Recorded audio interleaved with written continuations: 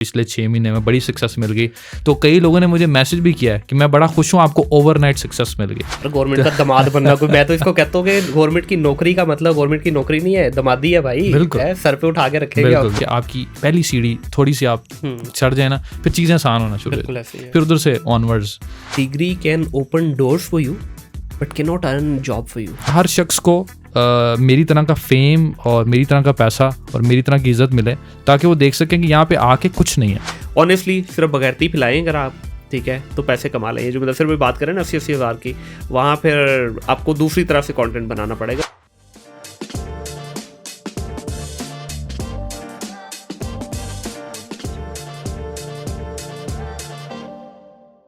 अस्सलाम वालेकुम ख़वातीन और हज़रात, welcome back to another podcast of think digital. My name is Munir Ahmed. आज की मेरी पॉडकास्ट के जो गेस्ट हैं, इन्होंने एक लेटेस्ट ट्रेंड हमारे यहाँ कुछ अर्सा पहले शुरू हुआ, शॉर्ट रील्स का, शॉर्ट वीडियोस का।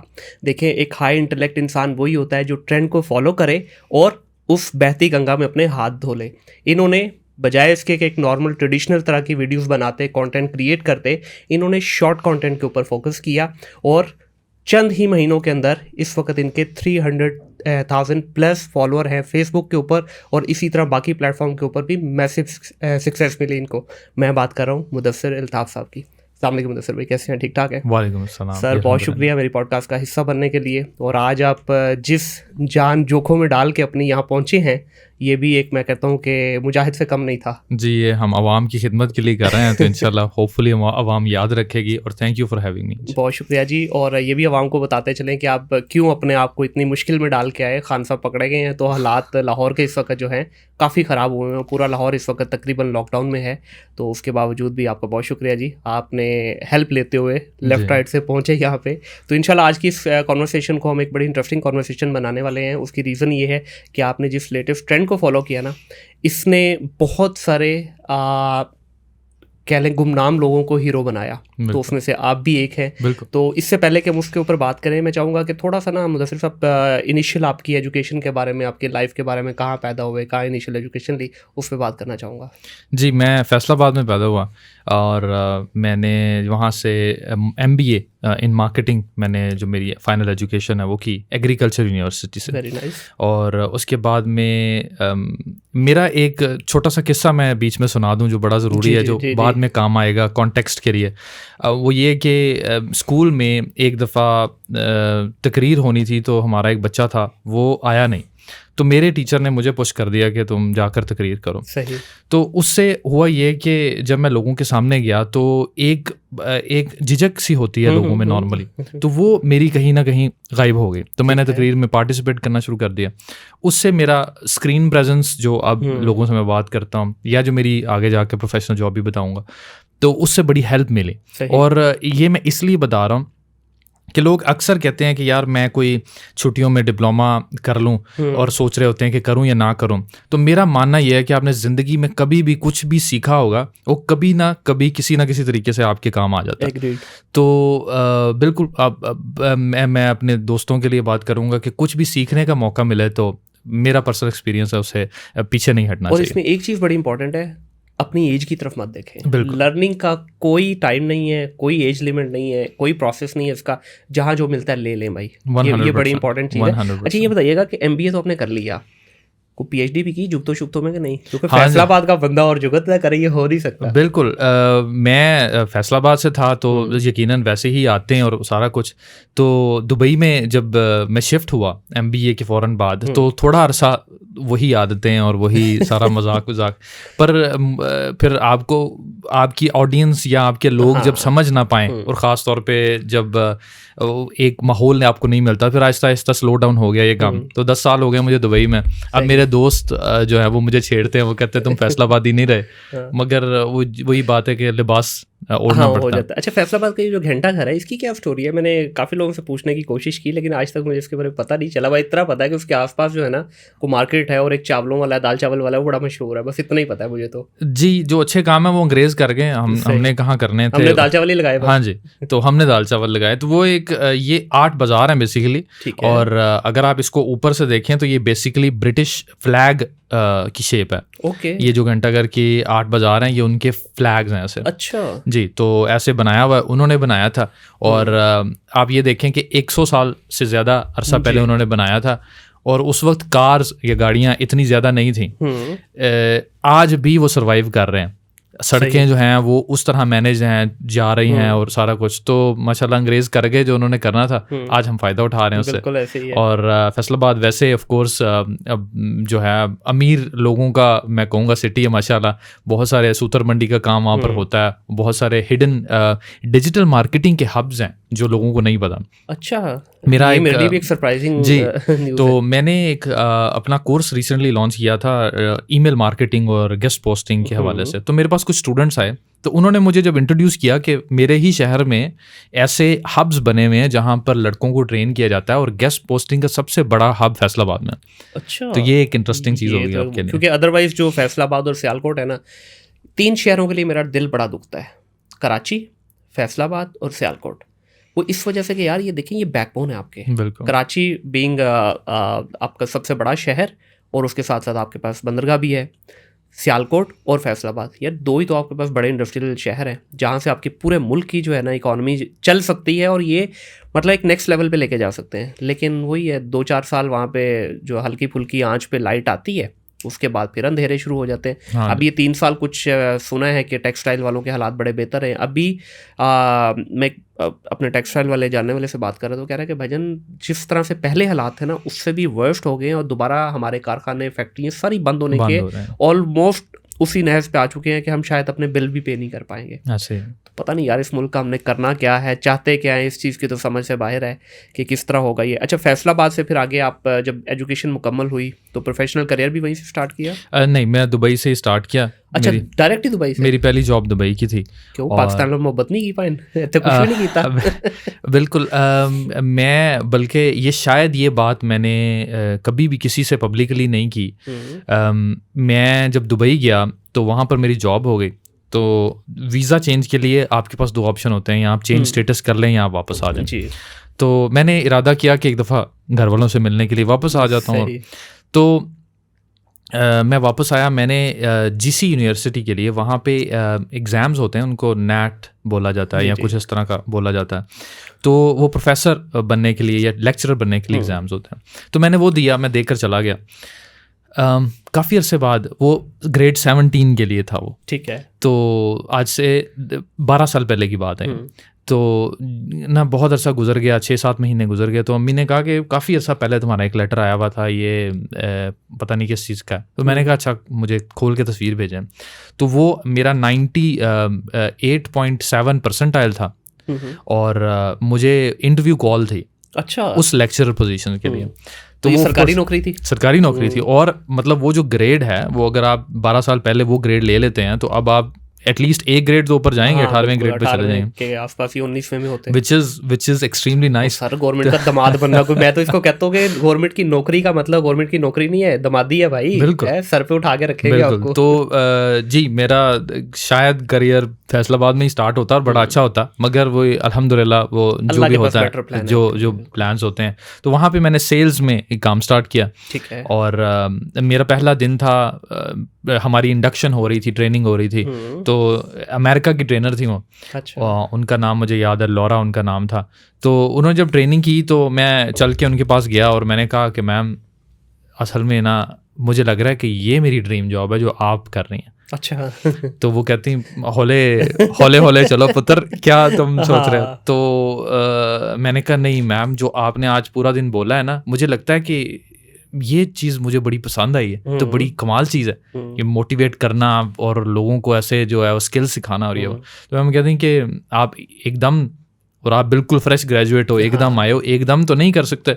मगर फिर क्या हुआ कि उन्होंने मेरी काफ़ी मदद की, और मैं 1 साल के अंदर अंदर वहीं उसी ट्रेनिंग डिपार्टमेंट में उन्हीं की पोजीशन रिप्लेस की मैंने। वो छोड़ गई तो उनको ज़रूरत थी और मेरा नाम रिकमेंड कर गई, क्योंकि मैं उनके साथ ताल्लुक़ में रहा। तो यहाँ पे एक सबक हम ये सीख सकते हैं कि मैंने जो अगला साल उनके साथ ताल्लुक़ रखा, उसमें मैंने उनसे दोबारा कभी ये नहीं बोला कि मुझे जॉब चाहिए, मगर मैं उनके साथ अच्छे तरीके से फॉलो अप ज़रूर करता था। सलाम दुआ कर लेनी, क्या हाल चाल है आपका। तो I think this which is very nice. हम लोग क्या करते हैं कि जब तक काम नहीं होता हम लोग गैप डाल देते हैं और फिर जब काम होता है तो सलाम दुआ शुरू कर देते हैं। एंड आई एम श्योर आपने इस पूरे जो 1 साल का टेन्योर होगा इसमें आपने अपने गोल की तरफ भी तो फोकस रखा होगा ना, कुछ ऐसे learning point. Being a fresh grade definitely आपके पास वो एक्सपीरियंस तो नहीं होता, लेकिन आपके पास जब एक हदफ होता है, गोल होता है, यार मैंने ये ट्रेनर बनना है, ठीक है, या मैंने मोटिवेशनल स्पीकर बनना है। खैर आजकल तो ये गाली बनी हुई है पाकिस्तान में, अवॉइड करें इसको। मैंने ट्रेनर बनना है, तो ट्रेनर बनने के लिए जो स्टेप्स इन्वॉल्व हैं डेफिनेटली उन पे भी तो आपका फोकस होता है ना। 100% उनसे सीखा भी होगा लाजमी। बिल्कुल। तो इसको बल्कि आपने बड़ा अच्छा डिफाइन कर दिया, शॉर्ट टर्म गोल्स की तरफ आप आ गए। तो मैंने क्या किया कि क्योंकि मेरा स्कोप ये था, मेरा मैनेजर मेरी किस्मत अच्छी थी कि वो अच्छा मिल गया मुझे। तो उन्होंने क्या कहा कि उन्होंने कहा कि तुम ट्रेनर बनना चाहते हो, क्योंकि मैं उनको बताता था। तो उन्होंने कहा अपनी टीम को ट्रेन करना शुरू करो पहले, जिस स्टोर में तुम काम करते हो उनको ट्रेन करो, कि एग्जाम्पल्स दो। तो मैं क्या करता था कि उनको ट्रेनिंग देनी, तस्वीरें खींचनी, वो उनको सेंड कर देने। तो मुझे लगता है कि ये जो छोटे छोटे स्टेप्स हैं ये बड़े ज़रूरी होते हैं आपका वो आपको या नेचर को या कार्मा को बताते हैं कि you are going toward something. बिल्कुल ऐसे ही है। तो फिर मैं ट्रेनिंग की फील्ड में आ गया और आज तक ट्रेनिंग भी करवा रहा हूँ। तो अब सवाल ये आता है कि डिजिटल मार्केटिंग या ये जो ऑनलाइन शॉर्ट कंटेंट टेक्नोलॉजी ये कहाँ से आ गई? अच्छा, before we get into your actual video content creation वाली साइड में ये जानना चाहूँगा कि ये एक इनफैक्ट मैं भी इस पे अपना टेक देता हूँ, आप भी दें। हमारे यहाँ बहुत सारे लोग जो हैं, you have been lucky enough कि आपको एक जाते ही किक स्टार्ट मिल गया और एक अच्छे डोमेन में आप चले गए। अदरवाइज़ हमारे यहाँ ज़्यादातर जो प्रॉब्लम आ रही है, बच्चा ग्रेजुएट होता है या मास्टर्स करता है, ये ज़्यादातर तो खैर पाकिस्तान से लेबर ही जाती है मिडल ईस्ट में, वो डायरेक्टली बगैर कोई स्किल लिए, अपने आप को तैयार किए बगैर वीज़ा पकड़ा, लैंड कर गए दुबई में, और वहाँ जाके फिर 1500-2000 की जॉब से शुरू करते हैं। 20 साल के बाद भी वो मुश्किल से 7-8 पे पहुँचते हैं। तो इस पे आप क्या एडवाइस करना चाहेंगे, स्पेशली आज का मुदस्सिर जो 10 साल का एक्सपीरियंस रखता है दुबई का? मेरा टेक ये है कि before you hit to any international country आपको प्रॉपर एक तैयारी करके जानी है। Reason is very simple, you are gonna compete with Indians, you are gonna compete with Arab, जो आपके इजिप्शियन वगैरह आ जाते हैं, फिर उसके बाद सबसे बड़ा कंपेटिटर आपका फिलिपीन। तो वहाँ पे हमारा एक तो एजुकेशन का लेवल ही माशाल्लाह बहुत तगड़ा है कि मास्टर्स किया होता है बच्चे को, बेसिक इंग्लिश तो दूर की बात, उर्दू के अल्फाज भी अच्छे से नहीं निकल रहे होते, एक वो प्रॉब्लम आ जाती है। दूसरा, लूली लंगड़ी डिग्री है हमारी। तीसरे नंबर पे बिल्कुल रॉ चले जाते हैं। तो आज का मुदस्सिर जो 10 साल का एक्सपीरियंस रखता है, आप क्या रिकमेंड करेंगे? ठीक है, मैं भी लकी रहा, मैं भी 2 साल की जॉब के बाद चला गया, अल्हम्दुलिल्लाह बड़ा अच्छा करियर मैंने दुबई में देखा, आप भी अल्हम्दुलिल्लाह सेट हो गए, लेकिन 90% लोग सेट नहीं होते। उसके पीछे मुझे यही रीज़न लगती है। आपकी क्या टेक है इस पर? जी बिल्कुल, मैं आपसे एग्री करता हूँ। मेरा ख्याल है कम्युनिकेशन का बड़ा इशू रहा है, और उसकी सोल्यूशन ये है सेल्फ बिलीव का बड़ा प्रॉब्लम है। अक्सर लोग ये बात करते हैं कि मेरी अंग्रेज़ी अच्छी नहीं है। सही है। तो आपकी अंग्रेज़ी अच्छी नहीं है तो आप इम्प्रूव करें। क्या आपके लिए इम्पॉसिबल है? नहीं। तो सबसे इम्पोर्टेंट चीज़ ये है कि आप अपनी डिफेक्ट्स तो जानते हैं, पर आपके अंदर ये बिलीव नहीं है कि आप उसको अबूर कर सकते हैं। तो मैं जो मेरे से मिलता है, जो मेरे से एडवाइस मांगता है, मैं उन्हीं को एक ही बात बोलता हूँ कि आप अपने दिमाग को समझा लेंगे ना, तो दिमाग इतनी पावरफुल चीज़ है कि वो हर चीज़ को पॉसिबल बना सकता है। Most complex machinery in the world. Most complex. अब मैं गया था, मेरी ज़िंदगी की पहली जॉब थी, मैं इंटरव्यू वाले के सामने बैठा हुआ था, और जब इंटरव्यू ख़त्म हुआ तो वो मुझसे कह रहा कि यार मुझे यकीन नहीं आ रहा कि ये तुम्हारी पहली जॉब है। nice. तो वो किस लिए था? वो इसलिए था कि मैंने अपने दिमाग को समझा के गया था। वो भी मेरी तरह के इंसान है, अरब थे वो, हालांकि मैं उनके साथ ओवरवेल्म भी था क्योंकि पहली बार अरब देख रहा हूँ और ये सारा कुछ, मगर अपने दिमाग को ये बता के गया था कि भाई एक ही चीज़ है, आपने जाके कॉन्फिडेंट तरीके से बात करनी। तो मेरी टेक ये है कि जिस चीज़ पे आप बिलीव कर लें, जैसे मैं आपको छोटी सी साइकोलॉजिकल एग्जांपल दे देता हूँ। एक बंदा है, बिल्कुल ठीक होगा, वो डॉक्टर के पास जाएगा, उसको बैक पेन हो रहा है, बिल्कुल चलता फिरता आया, डॉक्टर से मिला, उसका यार बैक पेन है, डॉक्टर ने उसका एक्सरे किया या कुछ टेस्ट वेस्ट किया, और डॉक्टर ने बताया आपके ना कैंसर हो गया, पीछे ट्यूमर है। आप उसके बाद 1 महीने बाद उस शख्स को देखेंगे ना, वो स्ट्रेचर पे आ रहा होगा। हाँ। उसकी हालत बिगड़ी होगी। क्यों? क्योंकि आपके दिमाग को पता लग गया आपको बीमारी है, और आपके दिमाग ने फिर उसकी डीकंस्ट्रक्शन शुरू कर दी। यह है पावर आपके ब्रेन की। तो अगर आप अपने ब्रेन पे जो है वो बिलीव रखते हैं, या अपने आप पे बिलीव रखते हैं और ब्रेन को समझाते हैं, असल में हम लोग ब्रेन को एज आवर सेल्व्स इसको कंसिडर करते हैं। Brain is a separate entity, आप उसको कंट्रोल कर सकते हैं। तो बस अगर आपको सेल्फ बिलीव आ जाए तो बाकी सारे मसले, मैंने मुनीर भाई वहाँ पर ऐसे भी लोग देखे हैं, आपने भी देखे होंगे, जिनकी एजुकेशन का उनके डेजिग्नेशन से कोई ताल्लुक ही नहीं है। बिल्कुल, ये बड़ा कॉमन है मिडिल ईस्ट के अंदर। हाँ जी, बहुत कॉमन है ये। तो वो बच्चे बेचारे इधर इस कॉम्प्लेक्स का जी हम ये कर रहे हैं या वो कर रहे हैं या मास्टर्स करके ही जाएंगे तो जाएंगे। हाँ। वहाँ पे आप ऐसा सा अरब देखेंगे जिसने 12 पढ़ी हुई हैं और माशाल्लाह वो कहाँ पे लगा हो। तो ये सेल्फ बिलीफ सबसे देखिए, मैं ये समझता हूँ कि degree can open doors for you but can not earn job for you. 100%। ठीक है, डोर ओपन हो गया आपके, फेयर इनफ, बट आपने इंटरव्यू में बैठ के अपने आप को प्रूव करना है। स्पेशली जब आपके कंपेटिटर्स देखे ना कौन है, आपके कंपेटिटर्स तगड़े हैं आपसे। हाँ जी, तो जब आपका हरीफ तगड़ा है आपसे, तो भैया आपको भी तो थोड़ा अपने मसल पावर दिखानी होगी। वो मसल पावर ये यार, देखिए मैं इसमें एक ही बात करता हूँ नसर भाई, 25-30 साल जिंदगी के ज़ाया कर दिए ना, बर्बाद कर दिए ना, तो यार 4 महीने और बर्बाद कर लो भाई। दुबई में कौन सा कोई वहाँ पे उन्होंने आपकी एंट्री मना कर देनी है, या किसी भी और जगह जाते हैं, प्रिपेयर कर लें यार। बिल्कुल। लैंग्वेज की जो बात की ना, it's just a matter of 2 to 3 months। इतनी तो आपको आ ही जाती 2-3 महीने में कि एटलीस्ट आप अगले की बात अच्छे से सुन सके, अपनी समझा सके। बाकी माहौल आपको सिखा ही देता है। 100%। तो बच्चा यहाँ पे तैयारी करके नहीं जाता, तो इसी वजह से वहाँ पे फिर हमारा खजल खराबी भी होती है। ठीक है, फिर एक कमरे में 20-20 लोग भी सोते हैं, वो उसकी वजह यही है। अच्छा, इसमें ओवरऑल अगर दुबई की हम बात करें, एक इंटरनेशनल मार्केट है डेफिनेटली। वो इंटरनेशनल मार्केट भी ऐसी तगड़ी है जहाँ पे तकरीबन 140 से 150 कंट्रीज से लोग आके रह रहे हैं। उसके भी इनफैक्ट आप देखें अगर डायनामिक्स अगर दुबई के या मिडल ईस्ट के, तो कुछ रीजन ऐसे मिलेंगे जहाँ पे बिल्कुल गोरा माहौल, कुछ रीजन ऐसे मिलेंगे जहाँ पे बिल्कुल अरब, कुछ रीजन ऐसे मिलेंगे जहाँ पे बिल्कुल हमारा देसी इंडियन पाकिस्तानी बंगालियों का कल्चर है। तो इस पूरे के पूरे डाइवर्स कल्चर के अंदर जब हमारा बच्चा जाता है, आप क्या समझते हैं कि उसको किस तरह के माहौल में रहना चाहिए? माहौल इन अ सेंस घर। अच्छा, देखिए इसमें होता क्या है, मैंने बहुत सारे पाकिस्तानियों को देखे, इवन मैं भी जब गया था तो शुरू में मैंने भी यही गलती की कि जाके सीधा अपनी ही कम्युनिटी में बढ़ गए। वो इतना घुसे अपनी कम्युनिटी में कि आप 24 घंटे में से मुश्किल से 2-4-5 घंटे बाहर निकलते हो।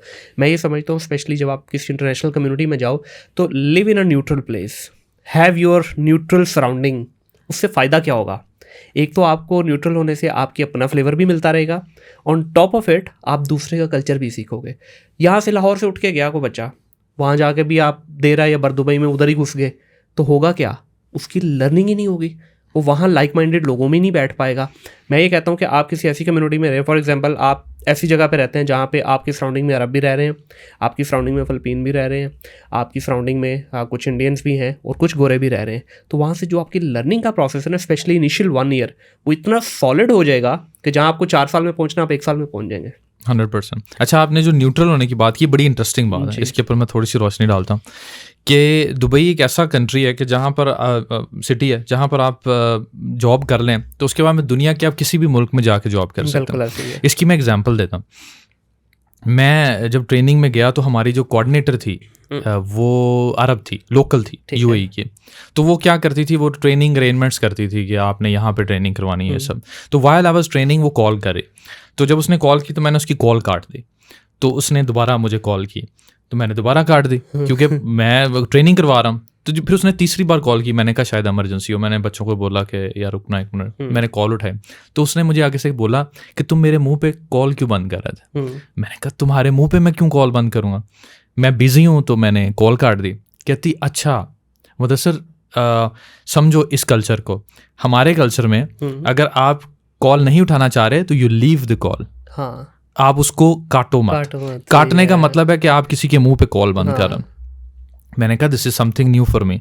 तो ये कहने का मकसद ये है कि आप कई चीज़ें ऐसी सीखते हैं, हाँ कई चीज़ें ऐसी, और आप इतने न्यूट्रल हो जाते हैं। मैं इसलिए क्योंकि ये वर्ड मैं भी बहुत यूज़ करता हूँ मुनीर भाई, इसलिए मुझे बड़ा अच्छा लगा कि आप इतने न्यूट्रल हो जाते हैं। आप अमेरिका चले जाएं, आप किसी और मुल्क चले जाएं, आपको पता है कि यार ये न्यूट्रल कल्चर है, ये ना इनको ऑफेंसिव करेगा ना कोई और प्रॉब्लम करेगा। जैसे वो वही बता रही मुझे कि लोकल कल्चर्स में ये भी बड़ा था कि जैसे फॉर एग्जांपल आपने एक अच्छी घड़ी पहनी हुई है, तो लोकल कल्चर्स में, अरब कल्चर्स में वो किसी को ऐसे नहीं बोलते कि आपने अच्छी घड़ी पहनी हुई है। अगर आपने ऐसे बोल दिया, मैंने आपको ऐसे बोल दिया, तो आप बाउंड है कि आप ये घड़ी उतार के मुझे दे दो। फिर तो बंदा रोलेक्स देख के बोल ही दे। हाँ जी। तो वो कहती कि हमारे ऐसे ये कल्चर है कि यहाँ पर अगर आपने तारीफ करनी तो आप ओवरऑल करेंगे, कभी किसी स्पेसिफिक चीज़ की तारीफ नहीं करेंगे। वो आपने कर दी तो ये आपने डिज़ायर शो की कि चाहिए कि ये बड़ी अच्छी चीज़ है। और अगला बंदा मेहमान नवाजी की, उसके लिए ये रिस्पॉन्सिबिलिटी है कि वो बोले कि भाई, जैसे अरब कल्चर में एक और चीज़ है कि कोई आपके घर आता है तो आप पहले 2 दिन तक उससे ये नहीं पूछ सकते कि भाई क्यों आए हो मेरे घर। हाँ, तो ये बड़ी इंटरेस्टिंग चीज़ें हैं जो आप उस कल्चर में जाकर लर्न करते हैं। मेरा ख्याल है कि कोई भी शख्स चाहे वो जॉब ना भी करना चाहिए, अगर उसके पास थोड़े से अफोर्ड करने को पैसे हैं वो ज़रूर विजिट करे ताकि उनकी आंखें खुलें, उनको पता लगे दुनिया में चल क्या रहा है। इससे जब आप वापस आते हैं तो आपको बहुत सारी नई चीज़ें। यार आजकल तो वैसे भी देखें इंटरनेट की दुनिया है, YouTube is your best buddy. YouTube पे जाएं, आपको जाने से पहले हर वो चीज़ मिलेगी जो आपको रिक्वायर्ड है। कहीं पे भी जा रहे हैं, जाने से पहले थोड़ी रिसर्च कर लें उसकी। अब जिस तरह मेरे साथ फर्स्ट टाइम हुआ दुबई के अंदर, अब हम तो हैं ना मेहमान नवाजी और मतलब ख़ास तौर पे जो हमारे यहाँ चलता है कल्चर। मैं पहली दफ़ा जनाब मीटिंग में गया तो मरीना वाली साइड में, मरीना मॉल में मेरी मीटिंग थी, तो इटालियन गोरी थी, मजनू आई हैं, आके हमारी 2-4 मिनट अभी कन्वर्सेशन स्टार्ट हुई है, तो कहते just give me a minute. मैंने कहा ठीक है। वो गई जाकर अपनी कॉफ़ी ले आई, तो मुझे कहते if you want you can also go and grab you coffee. तन बदन में आग लग गई जनाब। मैंने कहा यार इतनी बेशर्मी कि अपनी कॉफ़ी लेके बैठ गई कि मुझे तुमने बुलाया, मैं 50 किलोमीटर से चल के तुम्हारे पास आया हूँ, तुम्हें कॉफ़ी भी मुझे ऑफ़र नहीं कर सकती हो। लेकिन I am fine with that, ठीक है। तो वो मेरे लिए पहला शौक था। तो मैंने आके जब ऑफिस में बताया तो कहते यार ठीक है, यहाँ पे यही चलता है। 1-2 दफ़ा और ऐसा हुआ, फिर हम भी उसी तरह के उस रंग में हम भी रंगे गए। ठीक है यार, नहीं ऑफ़र करता तो खुद ही ले लो भाई जाके। तो ये वो चीज़ें हैं जो आप लर्न करते हैं। बिल्कुल। हमें अपने कल्चर के साथ साथ, ठीक है मैं ये नहीं कहता अपना कल्चर छोड़ना चाहिए, अपने कल्चर को भी हमें प्रमोट करना चाहिए, लेकिन एट द सेम टाइम जहाँ आप जाके रह रहे हो ना, अगर आप उस माहौल में थोड़ा सा एडजस्ट हो जाओ तो मेरा ख्याल है आपकी लाइफ बहुत सुकून दे हो जाती है और आपके जो चांसेस ऑफ ग्रोथ है वो बढ़ जाते हैं 100%। तो अभी आजकल जनाब दुबई के अंदर क्या हालात चल रहे हैं? अभी तो सुनने में यही आ रहा है कि काफ़ी बेहतर आ गया, दोबारा से बाउंस बैक कर गए, जो इनका जो क्राइसिस का माहौल चल रहा था। तो आजकल दोबारा सुना है कि रियल एस्टेट काफ़ी अच्छा काम कर रही है और कुछ और सेक्टर्स जो हैं बहुत अच्छा परफॉर्म कर रहे हैं। हाँ तो आपकी डोमेन में क्या चल रहा है? जी, ओवरऑल दुबई जो है वो अच्छा चल रहा है, इम्प्रूवमेंट आ रही है। क्योंकि हमारे मुल्कों के हालात, ख़ास तौर पे आप श्रीलंका के हालात अगर आपको पता है कि उधर का, पाकिस्तान के हालात, उसकी वजह से यहाँ से जो हमारी टैलेंट है वो जा रही है और वो बड़े ही लो एक्सपेक्टेशंस लेकर जा रहे हैं। उससे आप कहीं ना हमारी मार्केट की वैल्यू थोड़ी सी कम हो गई, ये मैं समझता हूँ। मतलब मैंने ये देखा है कि लिटरली जो जॉब पहले कोई 10,000 पे करता था वो अब 6,000 पे करने को लोग तैयार हैं। इससे होता यह है कि आपका जो ओवरऑल स्टेटस है ना वो थोड़ा सा कम हो जाता है। तो ये मेरे लिहाज से एक बैकड्रॉ है। रीज़न पता है आपको क्या हुई है? मुझे तो लगा कि बस ये मुल्क के हालात खराब है, लोग बाहर निकलना चाह रहे हैं। नहीं, it's a sick minded approach. माजरत के साथ ये वर्ड सुनने वालों को बुरा लगेगा, we are sick minded people. हुआ क्या है, आज से 5 साल पहले दरम था 30 रुपए का जी, ठीक है। 5 बार या 6 बार की जॉब 5 बार की भी हुई तो कितना बन गया? 1.5 लाख। हाँ, आज हमारी वो सिक माइंडेड अप्रोच हमें यही सिखा रही है कि यार आज दरम हो गया 80 का, ऐसे तो 80 के हिसाब से लेना हमने 1.5 लाख ही है। हमारी औकात वहीं तक है क्योंकि हमने अपने आप को अपडेट नहीं किया, तो हमने उनके धर्म्स को कम कर दिया। तो भाई अंधे को क्या चाहिए, 2 आंखें। ऐसे ही वो जो 10,000 दे रहा था उसको 6,000 में मिल रहा हो तो लुडियन डाल रहा हो, कह रहा है जहाँ मैं 1 बंदा रखना था 2 रखूंगा। तो वहां पे on the other hand cross border जो हमारा कंपेटिटर है इंडिया क्या कर रहा है? बेहतर से बेहतर भाई, क्योंकि उनकी अपनी कंट्री भी इस वक्त बेहतरी की तरफ जा रही है, बहुत अच्छे हो चुके हुए हमसे। ठीक है, हम अलाब लबाते रहे कि जी वो हमारे दुश्मन है जो भी है, लेकिन हकीकत यही है कि इस वक्त वहाँ पे जो ग्रोथ चल रही है ना, आप सुन के हैरान होंगे, बल्कि आपको मुझसे बेहतर पता होगा लेटेस्ट उसके ऊपर। हमारा यहाँ से लेबर जाती है या इवन पढ़ा लिखा बच्चा भी जाता है, उसको जी इन करो आउट करो वीज़े के लिए, आप जी ये वाली फ़ी दो वो दे। इंडिया में आपको पता है क्या उन्होंने लॉ निकाला है? आपस में उनका बायलैटरल कॉन्ट्रैक्ट हुआ है। खैर बायलैटरल क्या, उन्होंने आपस में उसके जो है कॉन्ट्रैक्ट किया, उसमें ये है कि जिस दिन कोई जॉब ऑफर करेगा किसी इंडियन को, इंडिया में बैठे हुए उसका वीज़ा लग के आएगा। वो पिंक पेपर नहीं आएगा हमारी तरह, उसका पूरा ठप्पा लगेगा पासपोर्ट पे, तो फिर वो ट्रैवल करेगा। वो जो हमारे ख़ास तौर पे लेबर को जो 35 या 40 दिन का वो ज़लालत है ना, एक कमरे में बंद रहना है, बाहर नहीं निकल सकते, आपका मेडिकल होगा, आपका पिंक पेपर से फिर कन्वर्ट होगा, वो कोई कहानी नहीं है सर। गवर्नमेंट लेवल पे काम हुआ है। तो हमारे यहाँ हमने अपनी सैलरी की ब्रैकेट को नीचे लेके आए। तो इस वजह से मैं कह रहा हूँ ये सिक माइंडेड अप्रोच है कि हमने बड़ा सोचा ही नहीं, ऐसे ही हम वो छोटी सोच में ही घुसे हुए हैं कि ठीक है यार 1.5 लाख पहले मिलता था, आज भी 1.5 लाख, और एन एवरेज आप देख लीजिए, ट्रस्ट में वही है, ऐसे ही है। पहले 1.5 लाख ले रहा था, आज बड़ी हद है वो 2 पे होगा, ऐसे ही है। कन्वर्जन में हमारा हालांकि डबल से ऊपर चला गया, ऐसे ही है। 1.5 था तो आज 4 होनी चाहिए थी, लेकिन नहीं हुई। अच्छा जी, अब भी थोड़ा सा सर आगे आपके सफ़र की तरफ मूव करते हैं। एक फुल टाइम जॉब के साथ, एक फुल टाइम प्रोफेशन के साथ ये कहाँ से सर फतूर आया दिमाग में कि टिकटॉक भी बनानी है, वीडियोस भी बनानी है और ख़ास तौर पे ये शॉर्ट कंटेंट बनाना है? ये तो एक बिल्कुल डिफरेंट हो रहा है, तो इसमें कहाँ से इसकी स्टार्ट कहाँ से हुआ? जी, शॉर्ट कंटेंट का तो एक हम सेपरेटली बात करते हैं क्योंकि ये बड़ी इंटरेस्टिंग स्टोरी है। स्टार्ट ऐसे हुआ कि मेरा एक दोस्त ने, मुझे कंप्यूटर नहीं था, एक दोस्त ने ईमेल बना कर दिया था, वही आज तक चला रहा हूँ मैं। अच्छा। उसने 9 डाल दिया था उसके अंदर, वही चल रहा है अभी तक, नंबर डाल दिया था। चेक कर लेना भाईजान, आजकल वो भी अभी जो मैं नीचे बता रहा था आपको कि हैक भी हो रहे हैं, पता चले नहीं मैंने 1 मिलियन पे पहुंचे, भाई साहब पीछे आईडी लेके गायब हो जाए। नहीं, उसको हर तरीके से वो कोशिश कर ली है सिक्योर की। ठीक है। तो उसके बाद में मैंने कुछ अकाउंट्स बनाए, तो जो हमारी उम्र के लोग हैं वो उनको पता होगा कि MIRC और इंटरनेट मैसेंजर्स वगैरह चला कर रहते थे। तो अकाउंट बनाया, तो उसने ना, वो दोस्त था, उसने HTML का एक पेज बनाया, हॉटमेल की 2 MB मिला करती थी स्पेस, उसने एक पेज बनाया जिसपे सेम हॉटमेल का लेआउट देकर उसने, इतने तो अक्लमंद थे ही नहीं हम कि डोमेन चेक करें, ये तो आज की आवाम को इतना है, तो उसने लिखा कि क्योंकि कई मुल्कों में वो 2 GB मिल रहा था, पाकिस्तान में 2 MB मिल रहा था। सही है। तो उसने वो पेज बनाया कि अगर आप इससे अप्लाई करोगे तो आपका अकाउंट 2 MB से 2 GB पे कन्वर्ट हो जाएगा, और उसने अपनी क्लास में फैला दिया ये। अच्छा, अब मेरी तरह बाकी बच्चे भी, मैं भी, हम लोगों ने अपना यूजर नेम पासवर्ड डाला, एंटर कर दिया, लिखा हुआ आ गया कि थैंक यू फॉर अप्लाइंग, कुछ दिनों में आपका जो है वो चेंज हो जाएगा 2 GB में। जनाब अगले दिन मेरा पासवर्ड चेंज। अच्छा, और उस वक्त लड़के थे, तो उस वक्त आपका जो सबसे बड़ा एसेट होता है ना, वो मैसेंजर की चैट्स ही होती हैं, वो सबसे ज्यादा वो। तो वो जब मैं लॉगिन नहीं कर पाया तो मेरा तो दिमाग खराब कि ये क्या ले गया, सारा मवाद ले गया वो।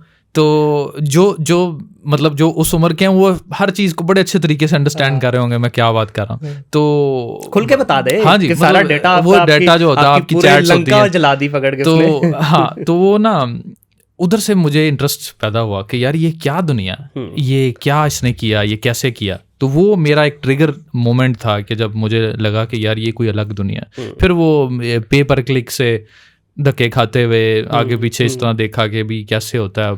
तो फिर ओडेस्क पे पहुंच गए, वहाँ से फिर स्पिनिंग की एक जॉब मिल गई, आर्टिकल स्पिनिंग किया करते थे, तो वहाँ से अंदाज़ा हुआ कि भाई आ जाते हैं। फिर आपको जैसे मैं बता रहा था शुरू में कि बैंक अकाउंट नहीं खुलता था, बड़ी मुश्किल से बैंक अकाउंट ओपन हुआ, क्योंकि उस आज के दौर में आसानी इसलिए है कि आजकल ऑलमोस्ट हर फैमिली का कोई ना कोई बच्चा ऑनलाइन कमा रहा है, ये एक आसानी हो गई। उस वक्त आप ना किसी को बता सकते थे, ना किसी दोस्त से डिस्कस कर सकते थे। अपने अम्मी अबू भी कहते थे तू की करी जाना भाई, तू मतलब कंप्यूटर पे बैक है। फिर इस तरह अप्स एंड डाउन्स आते रहे। फिर एक वो टाइप इंटरनेशनल करके एक कंपनी थी, फैसलाबाद में ही वो ऑपरेट कर रहे थे। वो क्या करते थे, वो इस तरह 40,000 का पैकेज, 80,000 का पैकेज आपको दिया करते थे, आपने ऐड पोस्टिंग करनी है। अच्छा, मेरा शुरू से ये था कि मैं ना काम स्मार्टली कर लेता हूँ, तो मैंने उसके तरीके ढूंढ लिए प्रोसेसेस को क्विकली करने के, और वो सारा कुछ किया। तो उधर से भी उसने मेरे साथ वो 2 नंबरी कर दी। वो जब मैंने सारा काम बहुत जल्दी कर लिया तो उसको लगा कि ये तो, क्योंकि वो उस सारे काम की वैल्यू थी पर मंथ 40,000, वो मैंने कर लिया कुछ 10-15 दिनों में। तो वो उसको लगा कि ये तो फिर बहुत ज़्यादा हो जाएगा, तो उसने कोई काम ना रिजेक्ट करवा दिया मेरा कि भाई आपने कोई गलत URL इस्तेमाल किया है, जो भी है। तो खैर इस तरह करते करते जो है ना, मुझे अंदाज़ा हुआ कि ये दुनिया। फिर एक Amazon एफिलिएट की साइट बना ली, सही, वो भी कामयाब नहीं हुई, छोड़ दिया। फिर 2-3 साल का गैप ले लिया, यकीन हो गया कि ऑनलाइन दुनिया में नहीं आप पैसे कमा सकते। तो फिर एक दफ़ा कोई उस वक्त फिर आहिस्ता आहिस्ता शुरू हुआ, लोगों ने ऑनलाइन बात करना शुरू कर दी कि मैं ऑनलाइन कमाता हूँ। ये 2016 ऑनवर्ड्स बात। तो फिर एक लड़का इस तरह ही बात कर रहा था, मैंने उसको बात की, मैंने कहा यार इस तरह मैंने भी बड़ी बार ट्राई किया, हुआ नहीं। तो उसने कहा अच्छा आपकी साइट चेक करते हैं, एफिलिएट साइट। वो चेक की, तो उसी महीने मतलब वो पर मंथ कमाना शुरू हो गई हुई थी, मुझे पता नहीं था। अच्छा, चेक आते थे, वो चेक रिजेक्ट हो जाते थे क्योंकि एड्रेस गलत दिया हुआ, वो सारा। तो उस महीने उसने $80 कमाए थे। तो उसने कहा यार ये तो तुम्हारी साइट कमाए, ना तो मैं नहीं कमा रहा जितना तू कमा रहे हैं, ये है कि। तो मैंने कहा अच्छा यार। फिर उधर से फिर होता ये है कि एक चीज़ जो मैंने देखी है वो ये है कि आपकी पहली सीढ़ी थोड़ी सी आप चढ़ जाए ना, फिर चीज़ें आसान होना शुरू हो। फिर उधर से ऑनवर्ड्स शुरू हो गया। तो ये मेरा ऑनलाइन की जर्नी थी। शॉर्ट कंटेंट जनाब मेरी ना, क्योंकि मैंने आपको बताया कि मैं धक्के बहुत अरसे से खा रहा हूँ, 2010 से खा रहा हूँ, तो मेरी एक आदत थी, मैंने चीज़ें नोट करके रखता था। सही। मैं जब भी कोई साइट डिस्कवर करता था तो मैं नोट कर लेता था कि ये साइट का ये काम है। और फिर जब ट्रेलो आया तो मैं ट्रेलो पे कन्वर्ट हो गया। मैं I am one of the first users of Trello. अच्छा। मैं बहुत अर्ली अडाप्टर था ट्रेलो का, तो मैंने वो कर लिया। ट्रेलो पे मैंने बोर्ड बना लिया, लिखा हुआ है कि भाई ये साइट ये करती है। अगर आप मेरा बोर्ड देखें तो it has hundreds of sites. सही। तो कोई भी यूजफुल साइट मिलनी वो बना देनी। फिर मैंने एक देखा, टॉकिंग अबाउट मार्केट गैप। अगर आपसे अभी मैं पूछूं कि पाकिस्तान में शॉर्ट कंटेंट में मेरे अलावा कौन बंदा इतने लेवल पे काम कर रहा है जितना मैं कर रहा हूँ, शायद ही आपके जहन में नाम है। पाकिस्तान में कोई नहीं कर रहा, अभी भी इतना बड़ा मार्केट गैप है। तो मैंने जब देखा 2-3 साल पहले कि शॉर्ट कंटेंट पे कोई काम नहीं कर रहा, इंडिया में बड़े अवाम बड़ी ठीक ठाक काम कर रही है, बाहर गोरा कम्युनिटी में बड़ा काम हो रहा है इस पे। गोरा कम्युनिटी में बड़ा काम हो रहा है। फिर मैंने स्टार्ट कर दिया। रिसोर्सेज मेरे पास थे, और सच्ची बात है, कुछ आप वीडियो से भी देखते हैं, जो गोरा वीडियोस बना रहा है, आप देखो उसको कॉपी करो, उसमें क्या मसला है। आप वैल्यू क्रिएट करो। सही। वैल्यू कैसे क्रिएट कर रहे हो कि अब गोरों की वीडियोस क्यों नहीं देखते आप? क्योंकि आपको अंग्रेजी समझ नहीं आ रही, आपको उनका एक्सेंट समझ नहीं आ रहा, या आप तक उस वीडियो की रीच नहीं आ रही क्योंकि उसकी टारगेट ऑडियंस दूसरी है। तो अगर आपने उसी की वीडियो देख कर भी बना लिया है तो बेसिकली आप वैल्यू क्रिएट कर रहे हो ना, आप अपनी ऑडियंस के लिए कर रहे हो। अंग्रेजी का प्रॉब्लम नहीं है मुझे, दुबई में अंग्रेजी बोलते हैं, हम 80% ऑफ द टाइम अंग्रेजी बोल रहे होते हैं। मैं ट्रेनिंग अंग्रेजी में देता हूँ। सही है। मगर मुझे था कि अपनी आवाम के लिए कुछ करना। मैंने फिर यूट्यूब स्टार्ट किया, फिर टिकटॉक स्टार्ट किया। टिकटॉक पे मेरे 2 लाख फॉलोअर हैं। सही। तो फिर क्या हुआ कि Facebook was never my preferred platform. अच्छा। क्यों?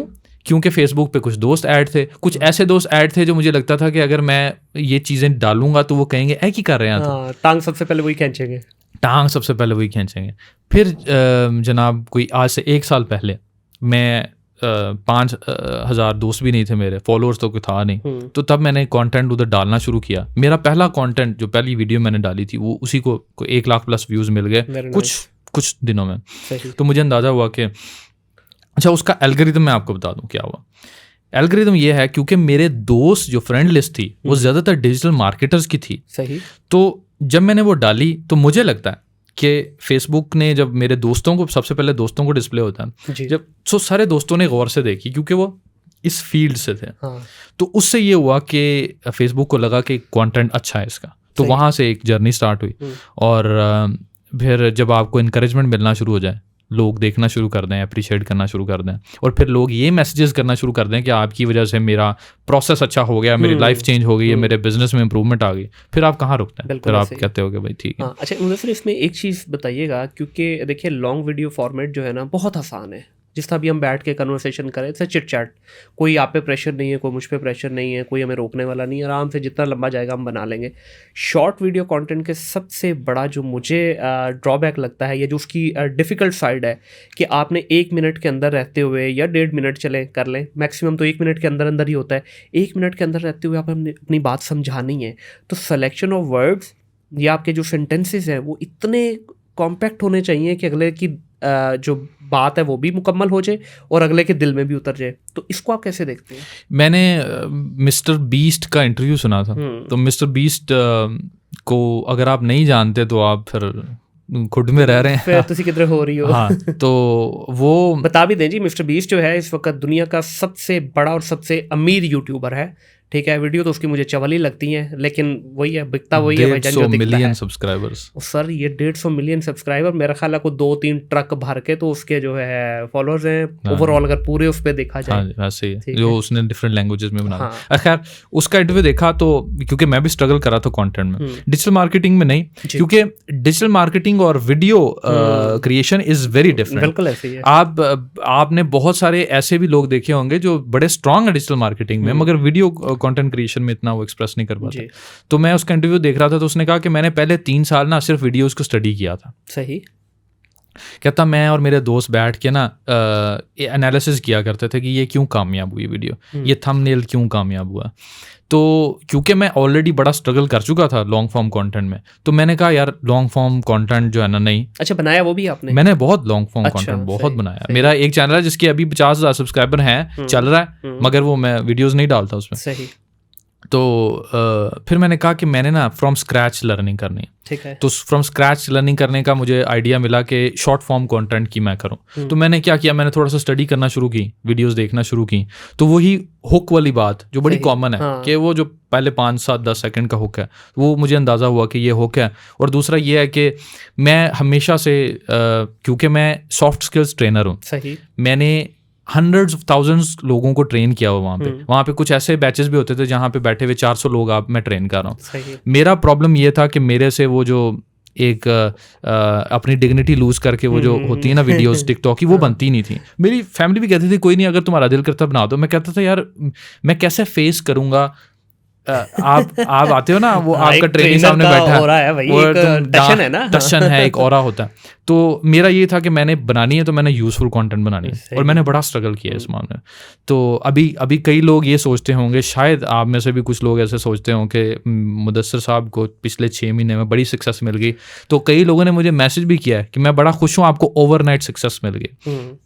आपको ये नहीं पता कि पीछे कितना स्ट्रगल लगती है। तो खैर वो मेरा ये एम था कि मैंने यूजफुल कंटेंट बनाना है। तो मैंने उसकी देखी और मुझे अंदाज़ा हो गया कि ये ऐसे अगर मैं बात करता हूँ ना, वो आपकी प्रैक्टिस से या आपकी ऑब्जर्वेशन से खुद ही आना शुरू हो जाती है। तो फिर वो कहीं ना कहीं मुझे हुक क्रिएट करना आ गया। सही। तो लोगों ने उस वीडियोस को देखना शुरू किया और फिर वहाँ से। तो और इसमें अगर कोई 2-4 टिप आप ऐसी बताना चाहें, क्योंकि मैं ये समझता हूँ, इनफैक्ट मैं 2016 से कंटेंट बना रहा था, मैं भी बैडली स्ट्रगल कर रहा था। वही आप वाली बात के, ये जिनको लगता है ना ओवरनाइट सक्सेस कुछ भी नहीं होता, ये सिर्फ ऐसी कहानी है। हाँ, नाच गाने की आजकल डेफिनेटली वो है, तो हाँ, बल्कि मैं उसकी इरफान जुनेजो के ना, मैंने अभी 2-4 दिन पहले ही एक वीडियो सुनी है, उन्होंने बड़ी प्यारी बात की। उसने कहा अल्लाह से दुआ करना आपको कभी ओवरनाइट सक्सेस ना मिले।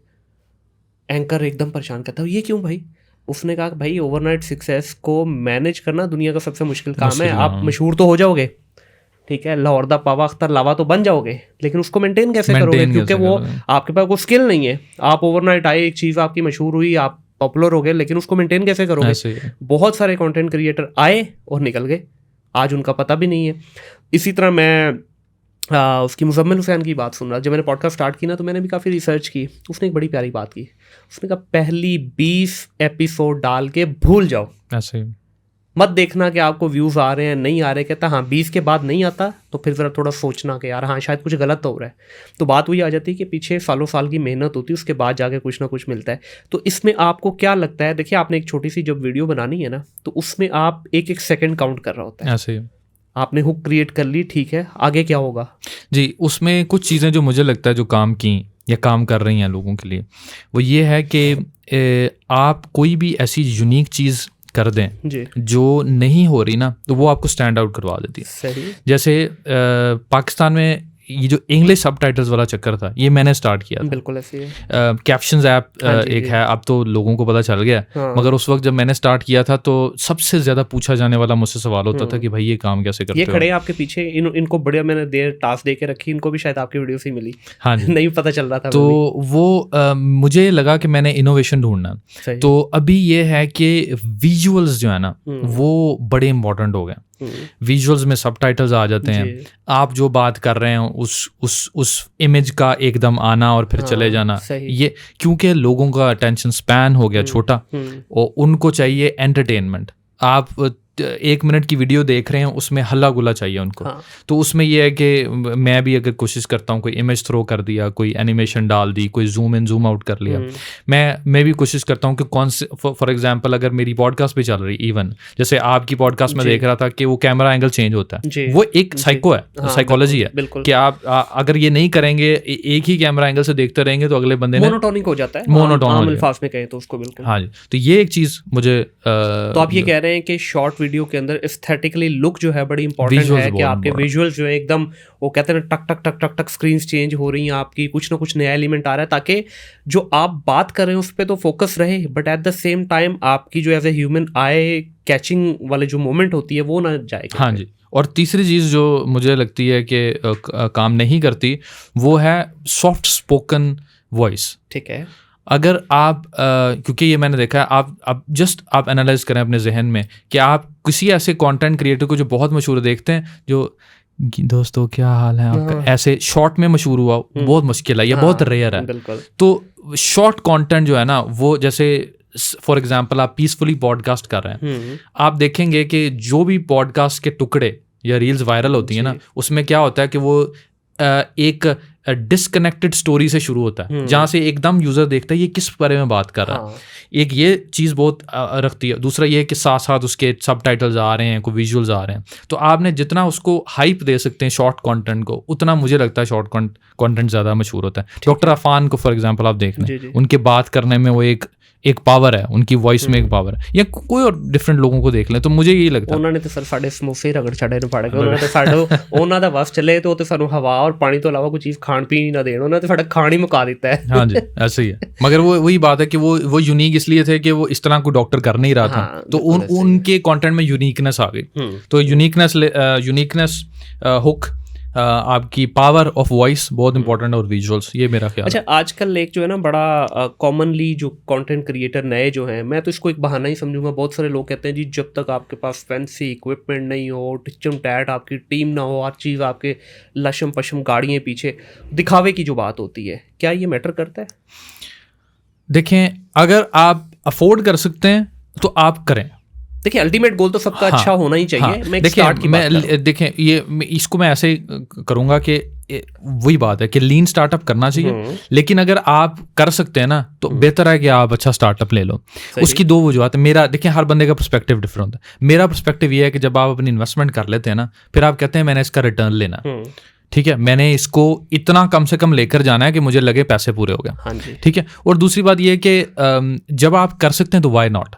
हाँ, अब जो बंदा नहीं कर सकता, तो आपके सामने कितनी एग्जांपल्स होंगी कि लोगों ने अपने छत पे चारपाई पे बैठ के काम स्टार्ट किया, या चारपाई पे मोबाइल रख के काम स्टार्ट किया, और आज वो जो है वो Mariam Parvez for example, she is one of the big names in YouTube now, influencer हैं वो, आज भी आईफोन से वीडियो बनाती हैं, ऐसे वो बीबी की वाइन्स एक चैनल है, इंडियन चैनल है वो, अब वो मूवीज भी बना रहा है, मगर जो अपना मेन चैनल है उस पर वीडियो ऐसे ही बनाता है, क्योंकि उसको पता है कि मेरी ऑडियंस रिलेट ही इससे करती है। उन्होंने देखा ही मुझे वैसे है कि मैं ऐसे वीडियो बना रहा हूँ। मैं ये समझता हूँ दरअसल कि इसमें ना इक्विपमेंट से ज़्यादा आपको उस इक्विपमेंट का यूज़ आना चाहिए। जी बिल्कुल, ठीक है। अभी देखें, बहुत सारे लोग हैं, अभी डॉक्टर अफान की बात की, उन्होंने भी रिसेंटली पॉडकास्ट अपनी स्टार्ट की, वो फ़ोनों से बना रहे हैं। ये हमारे मिलियंस के कैमरे लगे हुए हैं, ठीक है, वो फ़ोन से बना रहे हैं पॉडकास्ट, ठीक है, माइक वाइक उन्होंने लगाए। बहुत सारे लोग ऐसे हैं जो आज भी अपने बड़े बड़े मशहूर व्लॉगर हैं, आईफोन से बना रहे हैं। इवन आईफोन के भी कुछ के पास तो लेटेस्ट मॉडल भी नहीं है, लेकिन इंपॉर्टेंट चीज़ क्या है कि उनके angle, the way they capture themselves, the way they speak in the video, मेरा ख्याल है वो ज़्यादा इंपॉर्टेंट है। लाइटिंग का भी खास तौर पे, अगर आपके पास लाइट नहीं है तो क्या वीडियो नहीं बनाएंगे? नहीं भाई, सनलाइट है ना, यूज़ करो। अब सनलाइट का प्रॉपर यूज़ करना, आपको उसके बारे में थोड़ी सी इन्फॉर्मेशन हो कि किस एंगल से खड़े होकर बनाएंगे तो आपकी वीडियो वाइट आएगी, किस एंगल से बनाएंगे तो आपकी नेचुरल आएगी, किस एंगल से आपकी वीडियो ब्लैक आएगी, ये तीन ही इसमें मेजरली चलते हैं। तो ये चीज़ें मेरा ख्याल है ज़्यादा इंपॉर्टेंट है बजाय इसके कि आप एक्सपेंसिव इक्विपमेंट 100%। हाँ, मतलब ये तो आपने बिल्कुल सम अप कर दी बात कि अगर आपको यूज़ करना नहीं आता तो आप जो मर्जी खरीद लो, ऐसे ही है। आप सुपर कंप्यूटर भी खरीद लो, उससे भी आप कुछ नहीं करो। ऐसा ही है। अच्छा, इस पे आपका क्या टेक है? ये मेरी ज़ाती ओपिनियन है, और जो बीइंग अ डिजिटल मार्केटर भी मुझे थोड़ा सा लगता है कि ये शायद कहीं ना कहीं इसकी हकीकत भी है। जितने भी प्लेटफॉर्म है, चाहे वो यूट्यूब है, फेसबुक है, या इवन बाकी जो प्लेटफॉर्म, ये आपके कंटेंट को सबसे पहले इनका एल्गोरिदम ये चीज़ देखता है कि क्या ये कमर्शियल कंटेंट है या नॉन कमर्शियल है। व्हेन आई से नॉन कमर्शियल और कमर्शियल, दैट मीन्स कि फॉर एग्जांपल जिस तरह ये पॉडकास्ट है, पॉडकास्ट को कहीं ना कहीं वो रिलेट करता है कि यार ये इट्स अ बिजनेस, ठीक है। अब जिस तरह आपकी वीडियोज़ हैं प्योरली इन्फॉर्मेटिव है, हालांकि ये पॉडकास्ट भी इन्फॉर्मेटिव ही है, लेकिन ये एक पूरा स्ट्रक्चर सारा कुछ इसमें इन्वॉल्व है। वहाँ पे उनको लगता है यार एक बंदा मोबाइल पकड़ता है, कोई भी 30 सेकंड 40 सेकंड 1 मिनट का एक information, piece of information share कर रहा है, तो मैं इसको कहता हूँ अपनी ज़ुबान में ये नॉन कमर्शियल कंटेंट है। अब जिस तरह ये पॉडकास्ट हो गई या जो इंटरव्यूज़ होते हैं, मैं इनको कहता हूँ ये इट्स अ कमर्शियल कंटेंट। या इवन कहीं पर आप पब्लिसिटी कर रहे हैं, जिस तरह आजकल आपने रियल एस्टेट के बहुत सारे प्रोजेक्ट देखे हैं कि वहाँ जाके बिल्डिंग्स के पूरा वो व्लॉग बनाते हैं, तो आपको लगता है कि जो कमर्शियल कॉन्टेंट है इसकी रीच ये रिस्ट्रिक्ट करते हैं प्लेटफॉर्म, जब तक आप इनको पीछे से फीड ना करें एड्स के थ्रू? आप प्रॉपर्टी की बात कर रहे हैं, मैंने ऐसी वीडियोस देखी हैं 2 कनाल का या 4 कनाल का घर दिखा रहे हैं जिनके सिर्फ लाइक्स जो हैं 5-5 लाख हैं, सिर्फ लाइक्स। तो मेरा नहीं ख्याल कि वो रिस्ट्रिक्ट करता है। हाँ, ये ज़रूर है कि वो ये देखें उनका काम है कि एक यूज़र को एज लॉन्ग एज पॉसिबल अपने प्लेटफॉर्म पे रखना, सही, ठीक है। जो यूज़र जिस चीज़ से वो ट्रिगर हो रहा है उस चीज़ को वो फोकियत देंगे, ठीक है। हाँ, टाइप ऑफ वीडियोस मुझे लगा कि पर्सनली मैंने एक एनालिसिस किया है कि फेसबुक, इंस्टाग्राम और टिकटॉक की टाइप ऑफ वीडियोस या टाइप ऑफ ऑडियंस थोड़ी सी डिफरेंट है। ठीक है। मैंने अपनी जो 400-500 रील बनाई है उसमें मुझे ये अंदाज़ा हुआ कि कुछ मेरी टिकटॉक पे वायरल हो जाती हैं, कुछ मेरी फेसबुक या इंस्टाग्राम पे वायरल हो जाती हैं। उसका डिफरेंस मैंने ये निकाला है कि टिकटॉक वाली ऑडियंस जो है ना, वो जितना आप नेचुरल हो ना, आप गाड़ी में बैठे हो, आपने मोबाइल सामने लगाया हुआ है या आपने मोबाइल हाथ में पकड़ा हुआ है, वो नॉर्मली वीडियो वायरल कर देती है। तो उससे मैंने ये अंदाज़ा लगाया कि वो लोग हैं जो शायद क्लोजर टू लाइफ हैं या लोअर मिडिल क्लास लोग हैं, फॉर एग्जांपल, मतलब मेरा एनालिसिस है ये, तो वो वीडियो को देखते हैं। इंस्टाग्राम जो है ना, वो अब थोड़ा फैंसियर चला गया। उसमें आप जितने फैंसी हैं, जितना हाई डेफिनेशन कैमरा है, जैसा ब्लर बैकग्राउंड है, वो चीज़ें ज़्यादा आपकी पॉपुलर वहाँ पे होती हैं। ये मैंने अपनी 500 वीडियोस डाल के अंदाज़ा लगा लिया। तो इसलिए मैं मिक्स रखता हूँ। अच्छा, मैं ये कमर्शियल और नॉन कमर्शियल की बात पता क्यों कर रहा हूँ, क्योंकि हमने इसको बड़ा closely as a team observe किया है कि देखें, वो भी तो एक बिजनेस है ना अल्टीमेटली। उसने भी कहाँ से चलना है, फेसबुक कहाँ से चलता है, एडों से चलता है। ऐड के अलावा तो उनके पास कोई और ऑप्शन नहीं है। अदरवाइज ये इतना जाइगेंटिक सेटअप जो उन्होंने लगाया हुआ है, जिसमें सर्वर्स हैं, बाकी सारा कुछ है, ये कहाँ से चल रहा है? तो अगर वो ये रिस्ट्रिक्ट नहीं करेंगे तो आप एड स्पेंड नहीं करेंगे उसके ऊपर। अच्छा, इसका मैं आपको बताता हूँ क्या वो कर रहा है, जो मेरा एनालिसिस है। उस वीडियो के बाद आपका कॉल टू एक्शन क्या है, ठीक है? जैसे फॉर एग्जांपल एक घर की वीडियो है या आपकी पॉडकास्ट है, अगर उस वीडियो के बाद वो फेसबुक एग्जिट कर रहा है ना, या वो कोई लिंक क्लिक कर रहा है, तो ये फेसबुक इसको कमर्शियल कंटेंट समझेगा भी, इसको रिस्ट्रिक्ट कर देगा। हाँ, अगर उस वीडियो के बाद, जैसे लेट्स से मेरी रील देखता है कोई, मेरी रील देखने के बाद नॉर्मल बिहेवियर उनका ये है कि वो मेरी प्रोफाइल पे आते हैं और फिर और रील्स देखना शुरू कर देते हैं वहाँ पे। तो ये एक ट्रिगर है कि आप उसको पुश कर रहे हैं। ठीक है। तो हाँ, ये बात 100% है। इवन मुझे याद है कि हिशाम भाई से बात हो रही थी, तो वो कहते हैं कि पोस्ट में लिंक ना डालो, क्योंकि उनसे ज़्यादा तजुर्बा इन चीज़ों का किसी को नहीं है। उनका माशाल्लाह प्रोफाइल अच्छा है, एक्टिव है। तो वो पोस्ट में लिंक कोशिश करते हैं ना डालें अनटिल अनलेस बहुत ज़रूरत हो। वो पहले कमेंट में लिंक डाल, लेकिन बहुत सारे डिजिटल मार्केटर इससे डिसएग्री भी करते हैं, लेकिन प्रूवन कुछ भी नहीं है। प्रूवन कुछ नहीं, वही है। तो मेरा सिंपल फार्मूला है, पोस्ट में डालें या ना डालें। जब आप एक पोस्ट देखते हैं और पोस्ट से एग्जिट, आप फेसबुक से एग्जिट कर जाते हैं, सही है, उसकी रीच फेसबुक मार देता या कम कर देता। हाँ, जिस पोस्ट में आप वो करके एग्जिट करके वापस आ जाते हैं, उसको फिर भी वो दरमियाना ले लेता है। और जिसमें आप ज्यादा एक्सप्लोर करने लगते हैं, वो कंटेंट, वो ऐसा कंटेंट होता है जो इसी तरह ही प्रॉपर्टीज में भी है। अब ये क्यों ये प्रॉपर्टी वाली वीडियो ज्यादा मशहूर होती हैं कि इनका एग्जिट कॉल टू एक्शन कोई नहीं है। मैं एक चार कनाल की मैं क्यों देख रहा हूँ, मैं देख रहा हूँ यार क्या सुहाना घर है, क्या ऐसा जबरदस्त बना हुआ है, उसके बाद मैं अगली वीडियो पे चला जाता हूँ, आपको व्यूज मिल जाते हैं, मगर इसमें आपकी ब्रांडिंग हो रही है। मुनीर प्रॉपर्टीज, वो आपके ज़हन में नाम रह गया। तो इनका फ़ायदा इसलिए है कि अगली बार ये कहते हैं यार उनसे कंसल्ट कर लें एक दफ़ा, कम से कम वो ऑथेंटिक, लोगों के ज़हन में ऑथेंटिसिटी ये है कि आप सामने हैं। तो अच्छा, शॉर्ट वीडियो के ऊपर तो ऐड का कोई कॉन्सेप्ट नहीं है, लेकिन जो लॉन्ग फॉर्मेट है इसके ऊपर तो मोर और लेस आपको जब तक इसका सहारा नहीं लेंगे, आप एक टाइम तक आपको स्ट्रगल करनी पड़ती है। आपके इस पे कोई है एक्सपीरियंस?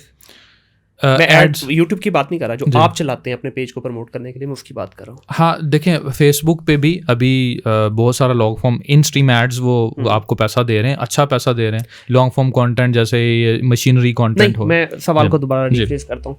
ये आप बात करें जो फेसबुक आपको दे रहा है एज ए कंटेंट क्रिएटर, आप कमा रहे हैं, मैं उसकी बात नहीं कर रहा। एज ए कंटेंट क्रिएटर जो आप लगा रहे हैं, इवन यूट्यूब पे जिसको हम कहते हैं गूगल ऐड चलानी पड़ती है आपको फेसबुक की भी ऐड चलानी पड़ती है। एक टाइम आता है कि आहिस्ता आहिस्ता आप ऐड चला के आप एक लेवल तक पहुंचते हैं, तो फिर आपका ऑटोमेटिकली ऑर्गेनिकली ग्रोथ होना शुरू हो जाती है। मैं उसकी बात कर रहा हूँ। उसका क्या सवाल है?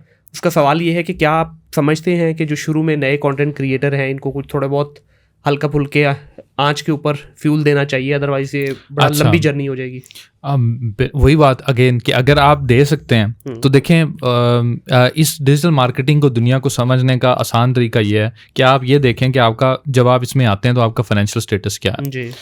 अगर तो आप देखें, ये जैसे फ्री टूल्स और पेड टूल्स का डिफरेंस है कि पूरी दुनिया फ्री टूल्स ढूंढती रहती है, अंग्रेज वही काम पेड टूल से उनसे बेहतर तरीके से कर लेता है और बेहतर आउटपुट भी ले लेता है। तो मैं भी यही कहता हूँ कि अगर आपके सर्कमस्टेंसेस ऐसे हैं कि आप थोड़ा सा कर सकते हैं मैनेज। जैसे मुझे मेरा ना ज़हन में नहीं आ रहा, वो यूट्यूबर हैं, उन्होंने क्या किया कि उन्होंने कुछ वीडियोस बनाई, सब्र नहीं था उनके पास, मगर वो अर्निंग उनकी अच्छी थी। उन्होंने उनको एड्स चलाए यूट्यूब के, 1 लाख फॉलोअर ले लिया। अच्छा, ठीक है, मगर वो नकली वाला फॉलोअर नहीं, यूट्यूब एड चला के जो कि यूट्यूब खुद भी रिकमेंड करता है। जी, फिर क्या हुआ, क्योंकि वो आप यूट्यूब को बताते हैं कि मेरा अल्टीमेट एम क्या है, मेरा फॉलोअर लेना एम है जो, अब वो एम था फॉलोअर लेना, तो वो ऑडियंस इतनी स्ट्रांग नहीं थी।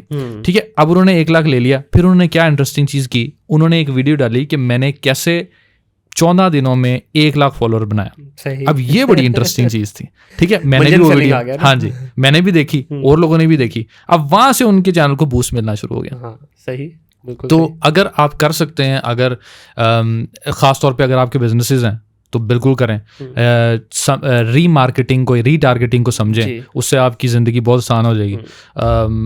फ्री वीडियोस डालें और पेड डालें, जो फ्री वीडियोस देखते हैं उनको रीटारगेट करें और स्टफ लाइक दैट। मैं ये चीज़ समझता हूँ कि ये मेरी ज़ाती तजर्बे से बता रहा हूँ, इसमें डिसएग्री भी कर सकते हैं आप भी और हमारी ऑडियंस भी। 6 महीने का टाइम आप अपने माइंडसेट के अंदर जो है ना फिक्स कर लें, या 6 महीने आपने किसी भी कंटेंट क्रिएटर चैनल को या डोमेन को देने हैं।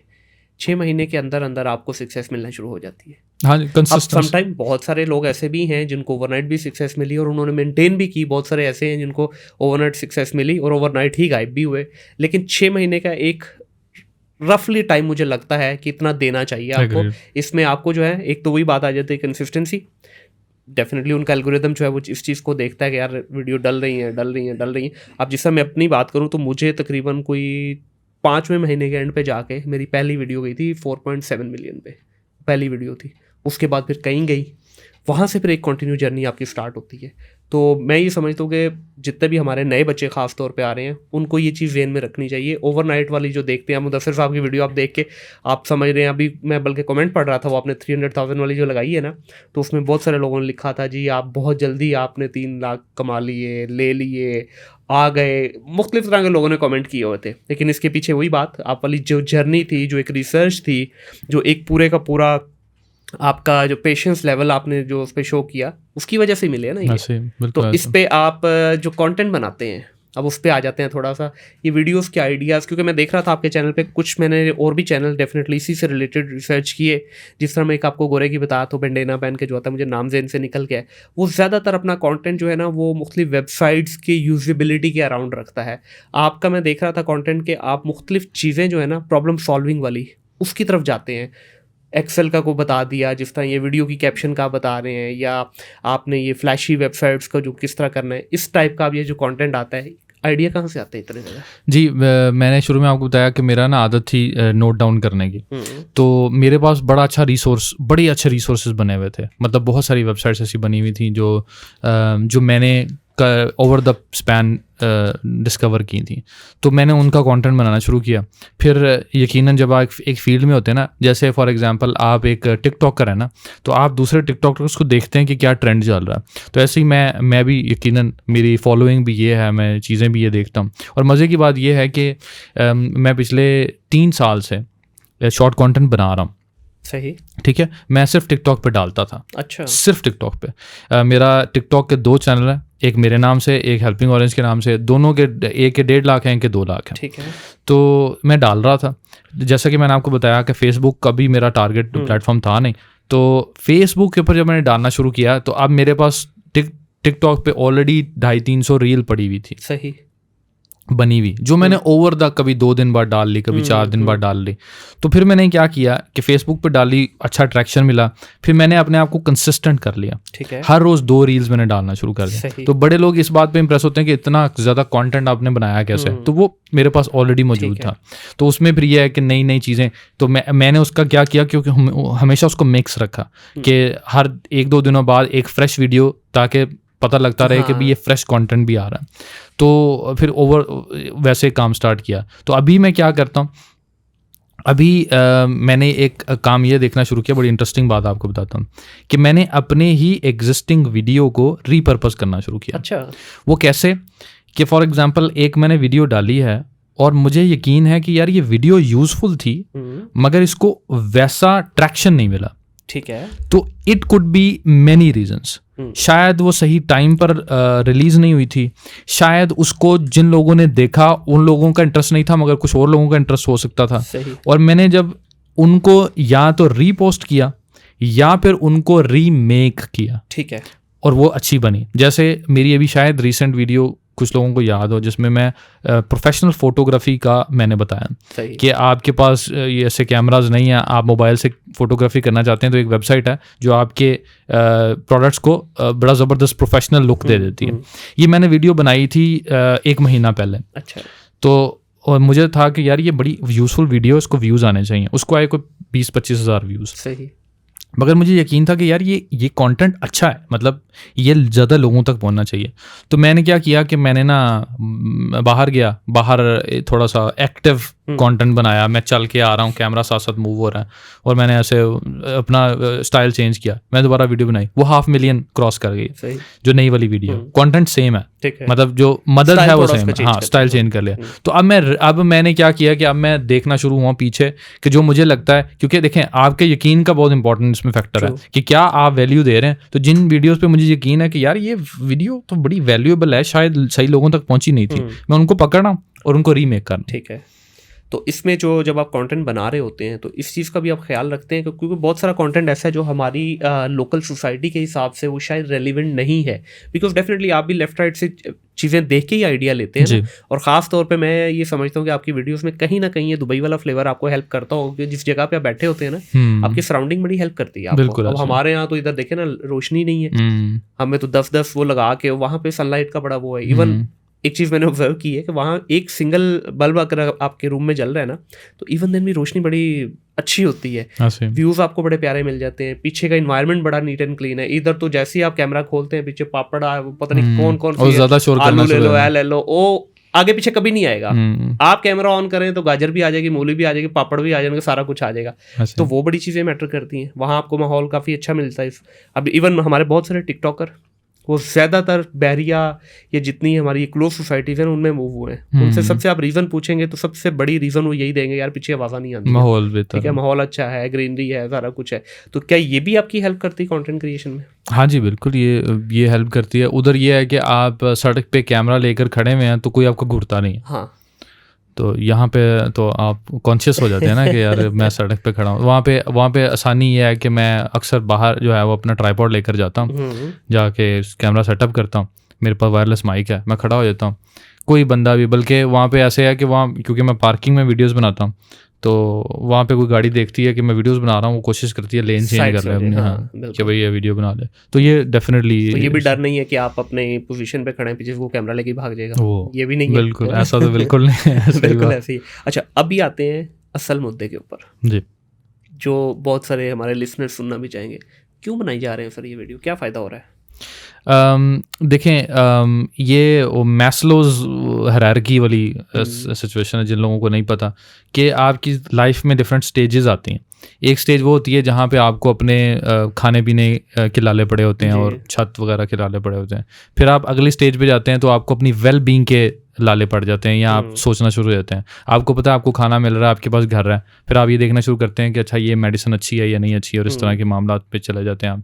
फिर उससे अगला लेवल आता है कि आप थोड़ी सी वांट्स पे चले जाते हैं। आप देखते हैं कि यार मेरे पास ये गाड़ी तो मुझे ले जाती है यहाँ से यहाँ तक, मेरे पास इससे थोड़ी सी बेहतर गाड़ी होनी चाहिए, स्टेटस अच्छा होना चाहिए, इंश्योरेंस हो जानी चाहिए, या ऐसी चीज़ें देखना शुरू करते हैं।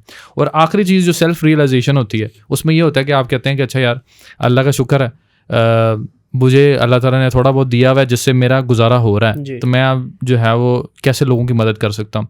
क्योंकि ये सेटिस्फेक्शन फैक्टर बड़ा इंपॉर्टेंट है। ये जो सेटिस्फेक्शन आपको दूसरों की हेल्प करने से आती है वो दुनिया की और किसी चीज़ में नहीं है। बिल्कुल सही। जैसे जिम कैरी ने एक बड़ा अच्छा स्टेटमेंट दिया था। जिम कैरी को आप जानते होंगे, हॉलीवुड एक्टर हैं, ऑस्कर विनर हैं। उन्होंने कहा था कि मैं चाहता हूँ कि हर शख्स को मेरी तरह का फेम और मेरी तरह का पैसा और मेरी तरह की इज्जत मिले, ताकि वो देख सकें कि यहाँ पे आके कुछ नहीं है, ये सिर्फ तब तक है जब तक दूर है, मिलता नहीं है। तो बात यह है कि जब ये चीज़ें मिल जाती हैं तो उसके बाद में आप ये देखते हो कि क्या फिर आपको जो सेटिस्फेक्शन लोगों की मदद से मिलती है, लोगों की अप्रिसिएशन से मिलती है, वो तो ये काम स्टार्ट करने का, ये पर्टिकुलर काम स्टार्ट करने का वल्ला मेरा सिर्फ इरादा ये था, और शायद इसलिए अल्लाह ताला ने इसमें स्पेसिफिकली मुझे सक्सेस दी, क्योंकि मैं हमेशा वीडियो कंटेंट क्रिएशन करता था कि मुझे एक स्ट्रीम ऑफ इनकम मिल जाए। सही। जब मैंने शॉर्ट फॉर्म बनाना शुरू किया तो मेरी नीयत ये थी कि यार ये चीज़ें मैं लोगों की मदद के लिए बनाऊंगा। तो जब आपका शायद फिर ये भी रीज़न है, मैं ये समझता हूँ कि देखिए पैसा जो है ना वो बाय प्रोडक्ट है, वो तो आना ही आना है, बाय डिफ़ॉल्ट आना ही आना है, आप चाहें या ना चाहें। अब कुछ लोग जो है ना वो कहते हैं जी हम यूट्यूब पे अपनी मोनेटाइजेशन ऑन नहीं की, भाई मत करो, यूट्यूब खुद लगा देता है आपके उस पर वीडियो, वो कमा लेगा, ठीक है। तो जब एक मौका मिला है तो आप भी उसमें ज़रूर कमाएं। अच्छा, कोई लक्ष्मी भी बनती है सर कि ऐसी बस बातें ही बनी हुई है? हाँ जी, इसमें ये एक इंटरेस्टिंग टॉपिक इसलिए है कि फेसबुक की मोनेटाइजेशन पाकिस्तान में अवेलेबल नहीं है, तो अनफॉर्चुनेटली बहुत सारे लोग इसको मिस आउट करते हैं। मैं आई वॉज फॉर्चुनेट कि मैं पाकिस्तान में नहीं हूँ, तो मैं इनएलिजिबल कंट्री में नहीं हूँ, ठीक है। तो हाँ, मेरी प्रोफाइल पे है।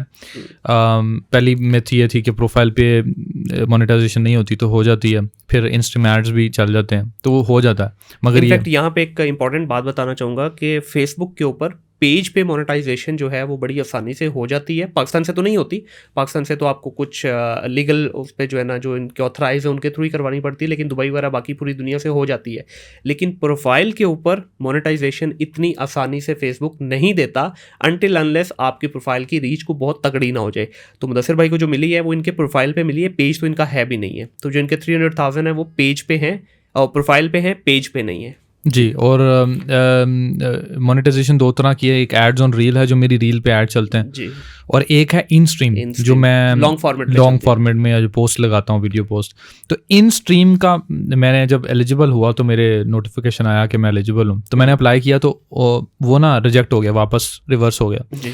तो मैंने कुछ लोगों से रब्ता करना शुरू किया, वो कहते हैं भाई प्रोफाइल पे इन स्ट्रीम नहीं आता। हाँ। फिर मैंने कहा यार पता नहीं मेरे आ रहा है, मैंने फिर अप्लाई कर दिया। फिर मुझे डर लगे कि ये ना हो कि मेरी एड्स ऑन रील भी बंद हो जाए।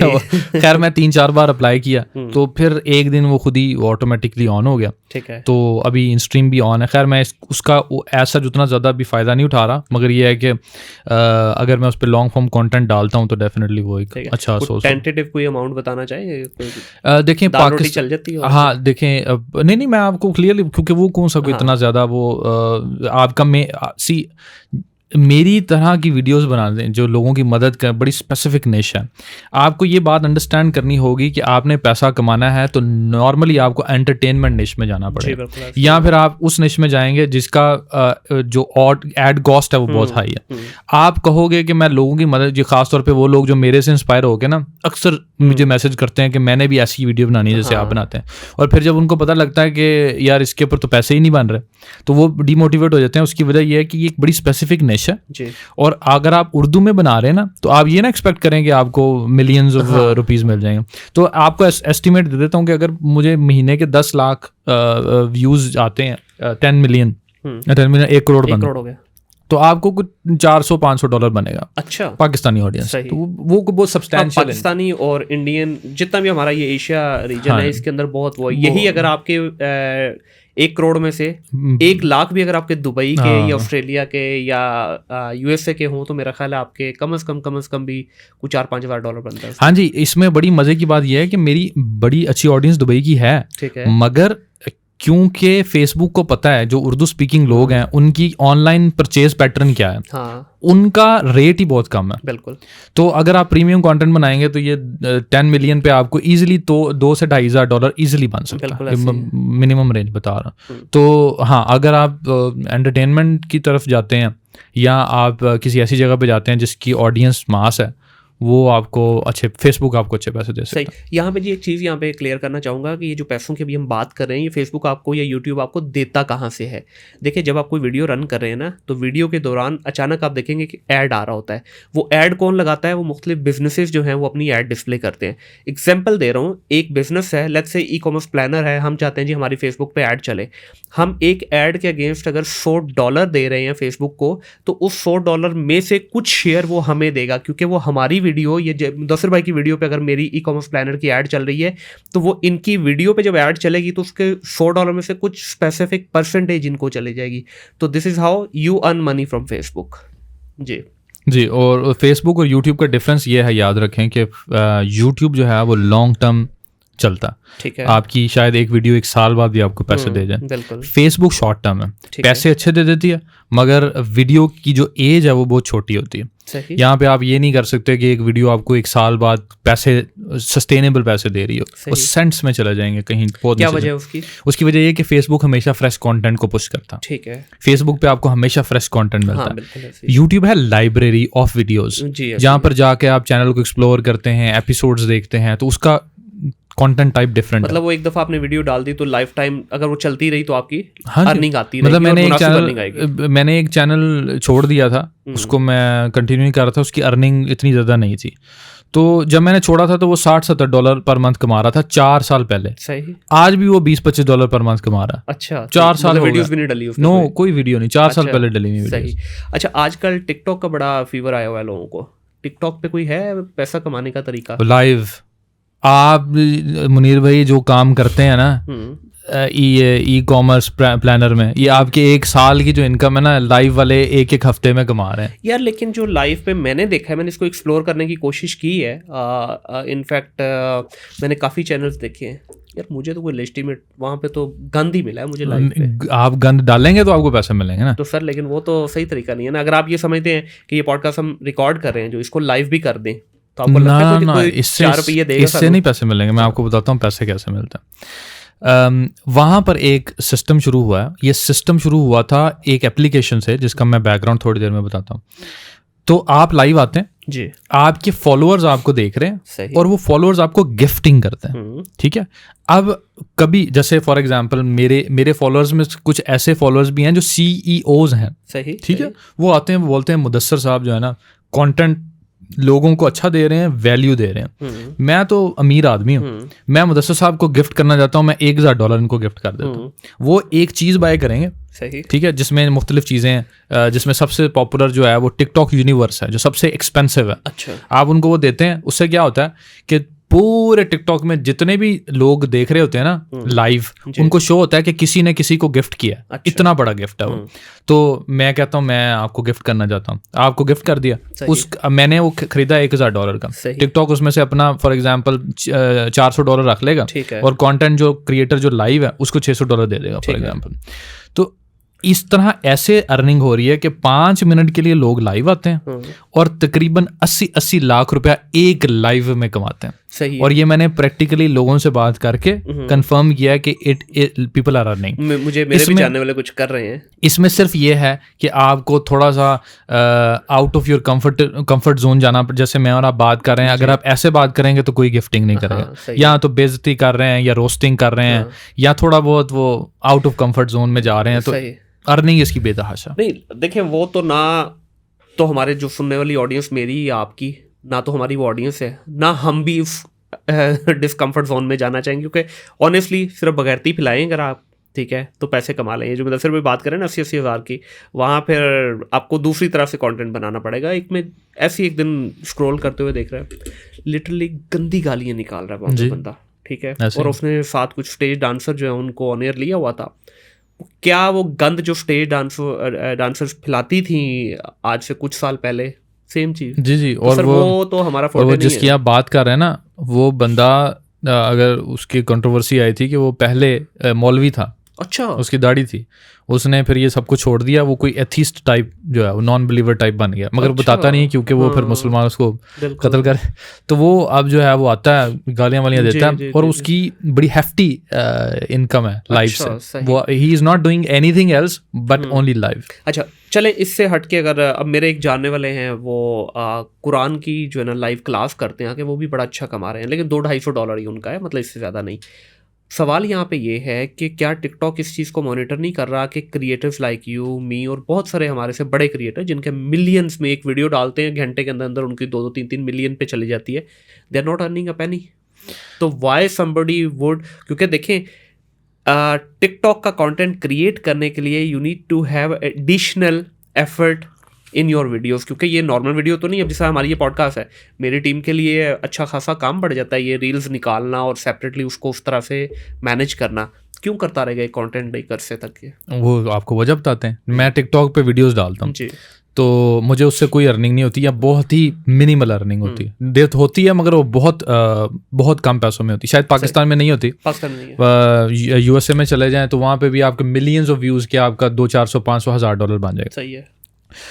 मगर आपको ब्रांड स्पॉन्सरशिप्स बहुत अच्छी मिल जाती है। ठीक है। जैसे एक ब्रांड ने मुझे अप्रोच किया, उन्होंने कहा कि जी हमने आपसे कराना है, $500 ले लें, एक छोटी 30 सेकंड की वीडियो बना दें। सही है। ठीक है। अब आप देख लें कि मेरा लेवल क्या था उस वक्त, बहुत छोटा, मेरा 1 लाख भी फॉलोअर नहीं थे। $500 आपको एक 30 सेकंड वीडियो बनाने के मिल जाए, आप उसको नहीं, लेकिन मुदस्सिर बात वही आ जाती है कि ये कितने लोगों को, देखिए इस वक्त मिलियंस ऑफ यूजर है, ये तो कुछ इसकी 0.01% भी रेशियो नहीं है जो ब्रांड मिलने की। नहीं क्योंकि ब्रांड भी सर बड़े के पास ही जा रहा है। प्रॉब्लम पता क्या हुई है जी, जो शायद आप इससे डिसएग्री करें, अब पिछले 1 साल के अंदर अंदर जितना आपका मेन स्ट्रीम मीडिया का आपका फनकार था, एक्टर था या स्टार्स थे, वो सारे बैठे हैं आके टिकटॉक पे। वही अब मिसाल ले लेते हैं एग्जांपल के तौर पे, मुझे अगर किसी को हायर करना है अपनी जी ई-कॉमर्स प्लानर की ऐड बनवाने के लिए, मैं मुदस्सिर साहब को क्यों करूँगा, मैं मुनीर को क्यों करूँगा? भाई मैं तो जाऊँगा ना किसी बड़े, मेरे पास शुएब अख्तर बैठा है वहाँ पे, मेरे पास मायरा खान बैठी है वहाँ पे, और बड़े ब्रांड बजट भी है उनके पास, तो वो फिर वहाँ पे जा रहा है ज़्यादा। मैं आपको बताता हूँ, टिकटॉक खुद भी बाय द वे उनको रेफर कर रहा है। जी, मैं आपको वो बड़ा लॉजिकल आंसर देता हूँ, शायद अवाम को भी इससे बड़ा क्लियर अंदाज़ा हो। कि आप देखें कि आप कितने टिकटॉक क्रिएटर्स होंगे, आप अंदाज़ा हम एस्टिमेट ले लेते हैं 1000 के करीब। आप देखें दुनिया में बिजनेसेस कितने हैं, सही, इन कंपैरिजन टू क्रिएटर्स लाखों। ठीक है।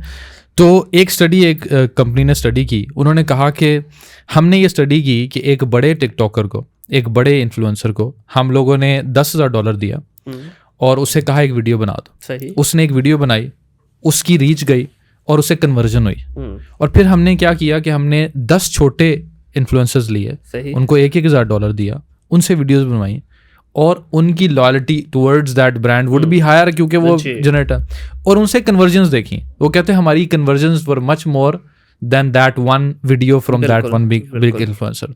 तो मेरा ख्याल है कि अगर आप इसको बिगर पिक्चर में देखें तो अभी भी क्रिएटर्स कम हैं। सही। ठीक है। इतने ज़्यादा ब्रांड्स हैं, जैसे आपने कहा ई-कॉम प्लानर क्यों मेरे पास आएगा, मुनीर के पास आएगा, वो किसी बड़े के पास क्यों ना जाएगा।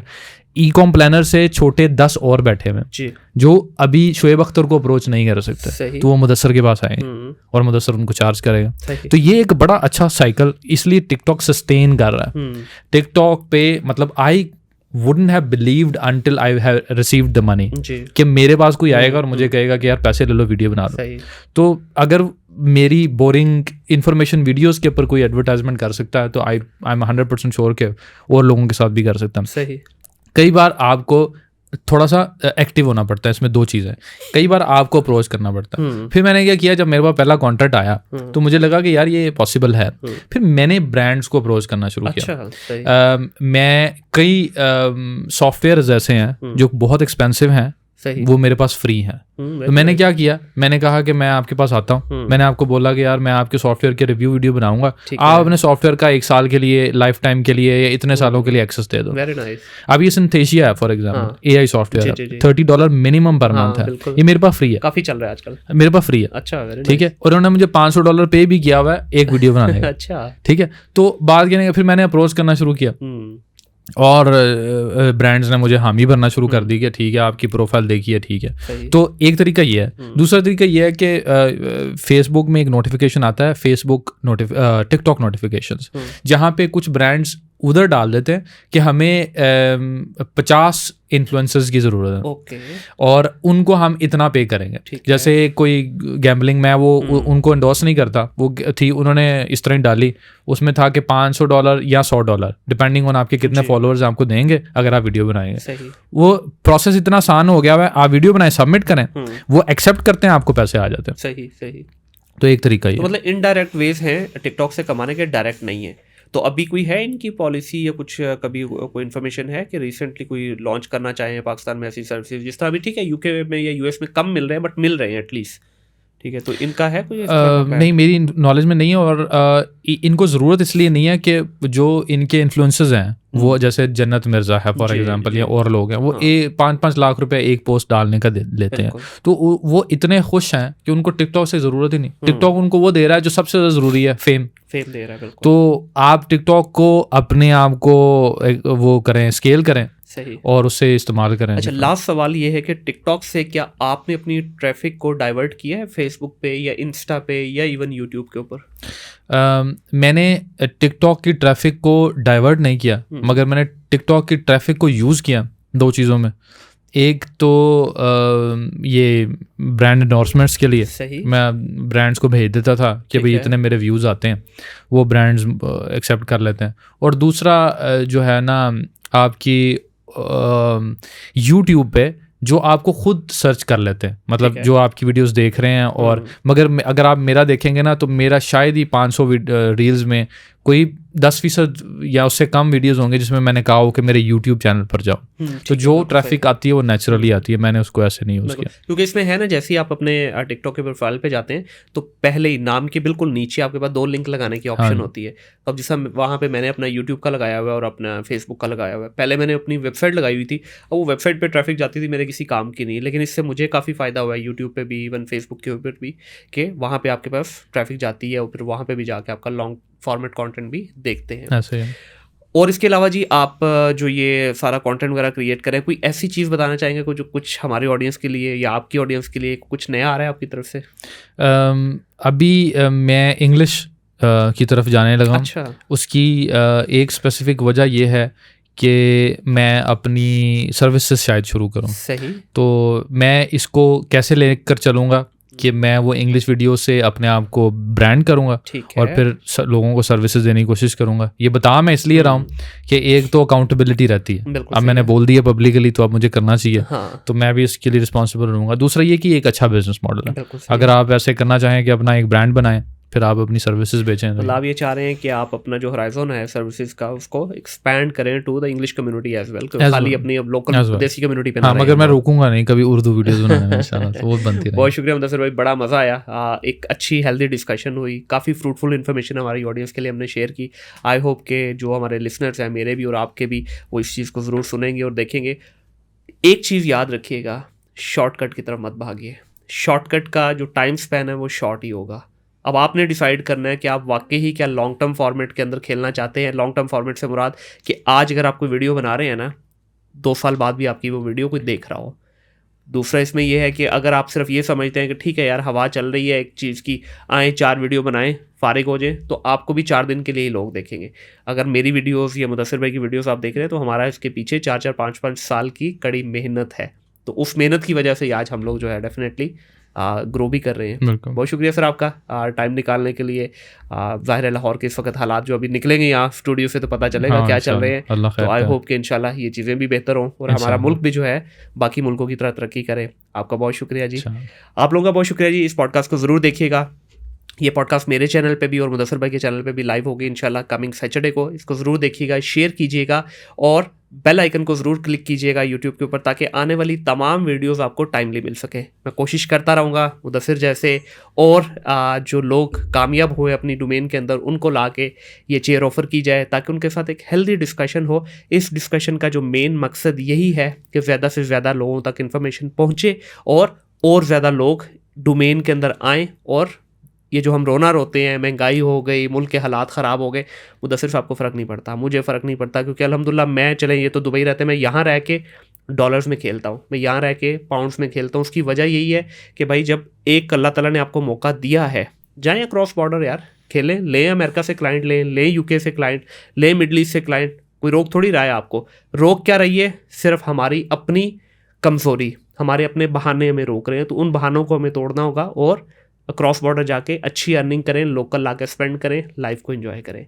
बहुत शुक्रिया जी आप लोगों का। अपना ख्याल रखिएगा, अपने इर्द गिर्द के माहौल को साफ रखिएगा। टिल देन, अल्लाह हाफ़िज़।